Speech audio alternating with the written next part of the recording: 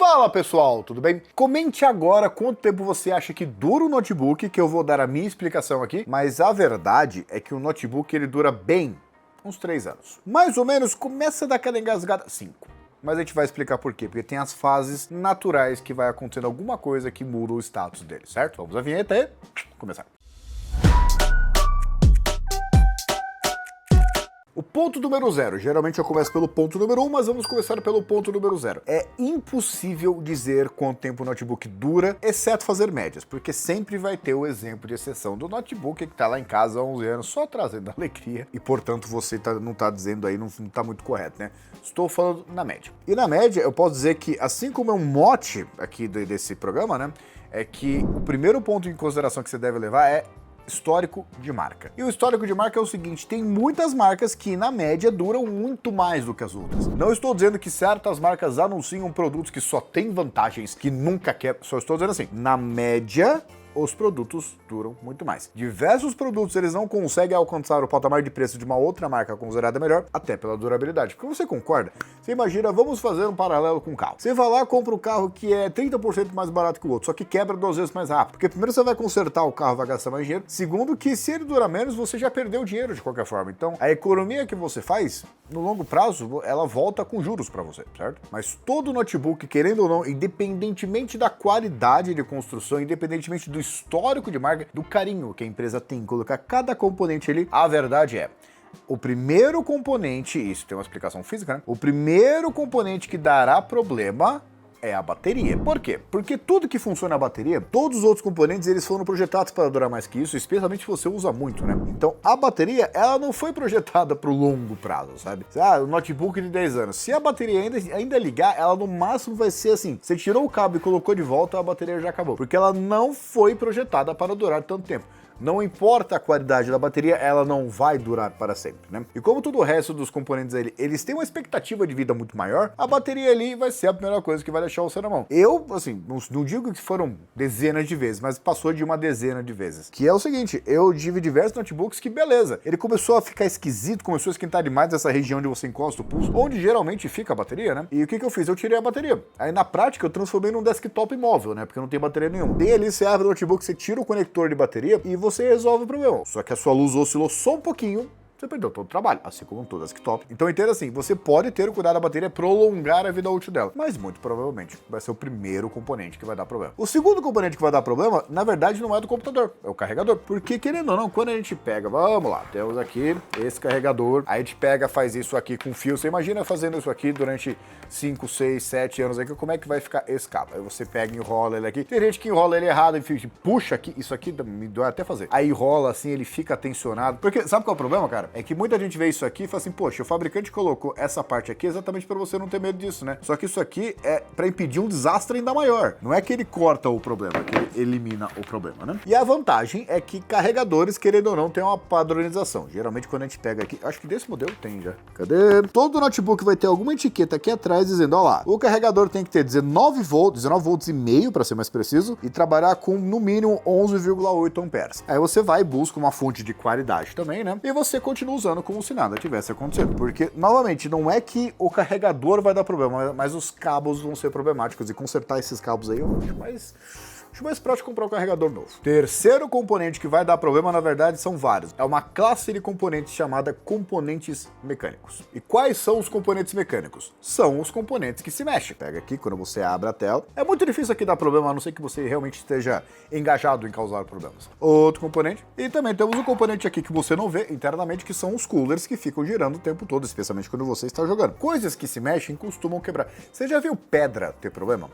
Milhares e milhares e milhares de anos ela fica ali quietinha, só um pouquinho, desgasta só um pouquinho. Agora, você já viu os seres vivos durarem muito tempo?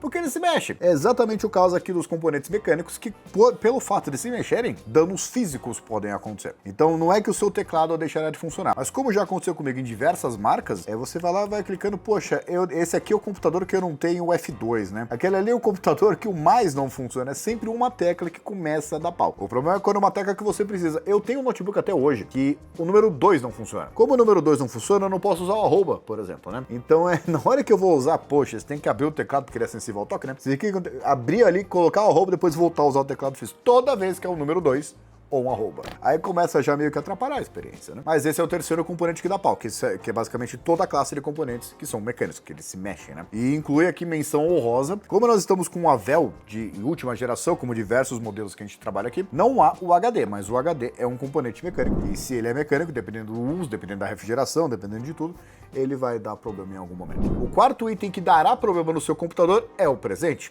Porque computadores evoluem, ficam mais rápidos e tal. A geração atual ela é 10% mais potente que a geração anterior. Muito legal. Sinceramente, não muda a vida de ninguém. É legal você esperar várias gerações para você ir lá e trocar de máquina para fazer algum sentido. Só que o futuro é quando algo de fato muda ali. Uma coisa diferente que não é simplesmente essa corrida espacial de você ter cada vez mais desempenho. Dou um exemplo que aconteceu recentemente. A Nvidia, na série 10 ali, mudou para 16 nanômetros, que é quando começou essa coisa assim, tipo, é o mesmo chip usado no notebook e no desktop. Não significa que tenha o mesmo desempenho, só é o mesmo chip. Só que na série 20 de placa de vídeo Nvidia, nós tivemos a introdução do Ray Tracing e dos Tensor Cores. Então são componentes internos ali que são projetados para uma coisa diferente. No caso, iluminação muito mais sofisticada em tempo real, até para quem edita e quem trabalha com esse tipo de coisa. Do outro lado, os Tensor Cores, eles são projetados ali para inteligência artificial. E eu não sei se vocês repararam, a Nvidia ela começou a trabalhar com isso anos antes. E agora que todo mundo fica falando de ChatGPT, de Gemini, essas coisas, a Nvidia ela pegou esse bonde e é por isso que ela aumentou acho que 10 vezes o valor de mercado, porque ela já tinha essa tecnologia. Não é a questão do desempenho abrupto de CPU, de GPU. Não, é uma tecnologia interna ali que muda a forma como a gente usa o computador. Porque dá para você jogar, por exemplo, Cyberpunk 2077 com e sem Ray Tracing. O FPS aí é uma outra competição. Só que Ray Tracing é sim ou não, se você tem a tecnologia disponível ou não. E agora, na presente geração de processadores Intel, nós temos a linha Ultra, que segundo a Intel ainda não mexemos, mas segundo a Intel inaugurará uma era de AI PCs, que são computadores com inteligência artificial. E o que significa? Nós teremos o Windows 12 já meio que projetado para esse novo mundo de inteligência artificial. E essa área do PC não tem nada a ver com os núcleos de processamento ali, a CPU, né? Nem com a GPU interna, nem com nada. É uma área do chip ali criada, uma NPU, né? Criada para lidar com cargas de inteligência artificial, como a Nvidia fez com as GPUs alguns anos atrás. Então é uma nova forma de fazer as coisas. E da mesma forma que hoje a gente tem vários e vários jogos com Ray Tracing, nós temos vários e vários filmes ali que eles são animações no caso, né? Que eles foram montados ali com traços de luz. Isso é uma coisa que com o tempo, se você não tiver tecnologia, você não vai poder aproveitar. Então hoje, talvez a série Ultra não tenha tanta diferença assim no uso normal, mas cada vez mais programas começarão a usar essa região do processador para fazer isso e quem não tiver não vai aproveitar. Então não é nem o fato de que a sua máquina ela está rápida ou não, é que ela não tem suporte à tecnologia. E a quinta coisa que ficará defasada na sua máquina é você. Não necessariamente você, mas o seu interesse. Porque querendo ou não, a gente vai usando a máquina ali, tá atendendo o nosso fiel companheiro, joga, nós trabalhamos nele, tá tudo certo, mas se eu trouxe felicidade num longo prazo ali, beleza. Só que de vez em quando, como todo ser humano, a gente olha pra assim, poxa, acho que eu vou comprar um novo. Porque isso aqui, não é que ele tá ruim, é que eu quero, é uma idiosincrasia. Você, se pedissem pra explicar pra você por que você quer um notebook novo, ninguém consegue explicar. Mas você quer, você pode pagar, tudo bem, vou trocar. Então é assim... Não é que tem nada de defasado que vai dar pau no seu computador. O que vai, assim, dar pau é a relação que você tem com o seu computador, porque eventualmente ali, eu não quero mais, sabe, não me apetece. O que não significa, obviamente, que você vai jogar fora, porque hoje eu acho que seria meio que pecado você pegar. Imagina essa máquina aqui tá com o quê agora? 2, 3 anos? Eu falei 5 anos pra durar mais ou menos, né? Eu fico imaginando daqui 2, 3 anos, porque eu não sei se são 2 ou são 3 anos, né? Não, vou pegar essa máquina e vou jogar pela janela? Não, isso aqui continua sendo rápido, dá pra trabalhar muito bem, dá pra jogar muito bem. Mesmo daqui 2, 3 anos, ela vai ser uma máquina boa pra essas coisas ainda. E mesmo se ela não fosse esse nível de máquina, no caso aqui o A72 Hybe, né? Eu posso instalar Linux, eu posso transformar num servidor de mídia, eu posso dar um computador pra minha filha pra começar a aprender, que ela tá com 6 anos, né? Começar a aprender a mexer no computador, diversas coisas que pode fazer. Não significa que ele... ele explodiu, sabe? É que nem a teoria do Yakult. As pessoas acham que, o Yakult, a variedade dele é até hoje. Então o que significa que amanhã, meia-noite 1, ele vai estragar. Não, é que o fabricante garante até aquela idade. Não significa que ele vai estragar logo em seguida, né? Então dá pra você fazer bastante coisa com o seu computador, mesmo depois quando ele fica defasado, ainda que inteiro, né? E alguns dados pra vocês que eu separei. falei, isso em diversas fabricantes, em diversos países e tal, porque tem que considerar porque países muito frios, países muito quentes, né? Em média, uma bateria, isso de notebook, né, dura entre 300 e 500 ciclos de carga. Novamente, depende muito da qualidade da construção. Só que é difícil mensurar isso no dia a dia, né? E a gente não sabe o que significa em anos, porque cada pessoa usa de uma forma diferente. Uma fonte de alimentação, ela pode durar mais de 5 anos. Só que mais de 5 anos é diferente de para sempre. Então você vai usando a sua fonte, beleza? É uma coisa muito simples ali, né? Você só espeta, mas quando começa a dar problema ali,